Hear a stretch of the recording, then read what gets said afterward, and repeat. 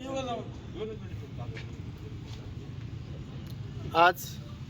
विजय भाऊंचा उपोषणाचा चौथा दिवस। एक सर्वसामान्य गरीब आणि मागासवर्गीय माणूस या ठिकाणी 4 दिवस झाले उपोषणात बसलेले आहेत, पण त्याची कोणत्याही प्रकारे दखल घेतली जात नाही। आपण पाहतोय एक छोला मंडल या फायनान्स कंपनीने बेकायदेशीररित्या यांचे घर जप्त केले। आपल्याला जर थोडं बोललं तरी राग येतो आणि यांच्या घरावर अक्षरशः जप्ती आणली आणि यांना घराच्या बाहेर केलं। मित्रांनो, आपण पाहिलं विजय विठ्ठल माल्या राज्यसभा मेंबर 9,000 कोटीचा गपला आपल्या या ठिकाणी केला आणि लंडनला पळून गेला, परंतु त्याची दखल अजून पण कोणी घेतली नाही आणि त्याला आपण मागं बोलावलं नाही, कोणतीही कारवाई केली नाही। आणि एक गरीब 4 दिवस झाले उपाशीपोटी या ठिकाणी आमरण उपोषणाला बसलेला आहे। मागतोय काय तर 7-8 लाख रुपयाचं त्याचं घर मला द्या म्हणून, पण त्याची दखल घेतली जात नाही।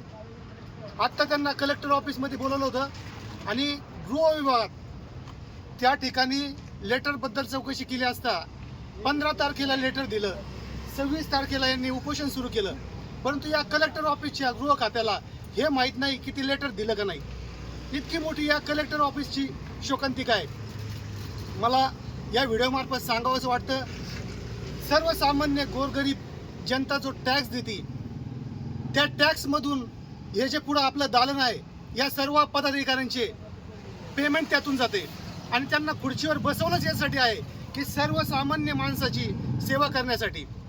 एवढा मोठा बेकायदेशीर गुन्हा बिल्डर बँक यांनी घडवला आहे। याच्या पहिले यांनी उपोषण केलं आणि कलेक्टर साहेबांनी याच्या पहिले जे होते असंच आश्वासन दिलं, पण कोणतीही कारवाई केली नाही।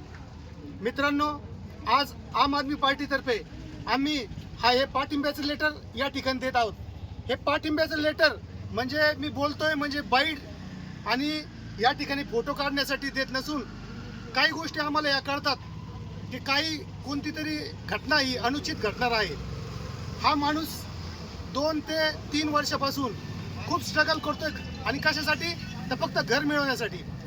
उद्या जर काही दुर्दैवी घटना झाली तर याचे जिम्मेदार कलेक्टर साहेब पहिले आणि आत्ता जे आहेत ते आणि छोला मंडलम याचे जे अधिकारी आहेत आत्तापर्यंत ज्यांचा पण संपर्क आलेला आहे हे असतील।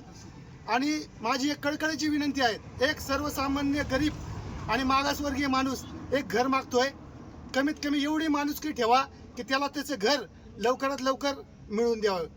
धन्यवाद।